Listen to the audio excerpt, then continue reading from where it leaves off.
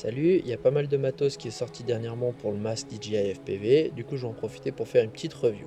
L'idée c'est de comparer ces deux nouveaux patchs qui sont sortis il y a pas très longtemps à ceux que j'avais déjà présentés dans ma précédente vidéo. À savoir, les patchs TrueRC V1 et les iFlight Crystal.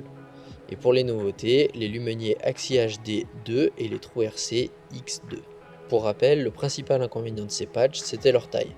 Le fait qu'ils utilisent 2 des 4 ports du masque par patch, et surtout, ce connecteur là qui est très fragile, j'en ai déjà cassé un sur un de mes patchs.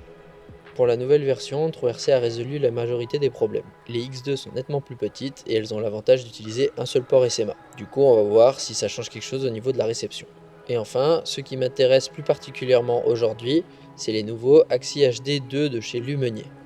Principalement pour leur côté ergonomique, et surtout parce que les patchs ont été conçus par la marque TrueRC qui est reconnue pour la qualité de leur antenne. Pour ceux qui ont l'habitude de suivre les tests réalisés sur cette chaîne, vous retrouvez la configuration habituelle avec les 4 mêmes vols qui ont été réalisés avec les 4 patchs différents. Ici, on voit l'évolution du bitrate et de la latence au cours des vols. En gros, plus le bitrate est bas, moins bonne sera la réception. Au centre, on voit un top shot du parcours du drone en rouge et le placement des patchs en vert.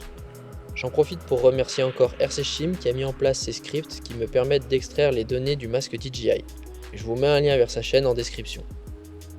Si ce genre de contenu vous plaît, n'hésitez pas à vous abonner et pourquoi pas suggérer quelques idées de vidéos en commentaire.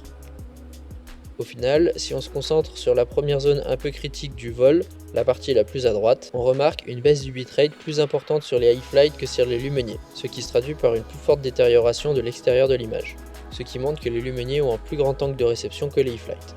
Et enfin, au niveau de la zone la plus critique qui se trouve au bout du parcours, on remarque une grosse réduction du bitrate et cela pour les deux patchs. Cependant, les Lumenier gardent quand même un bitrate plus élevé que les iFlight, une image moins détériorée, ce qui indique une meilleure pénétration du signal à travers les arbres.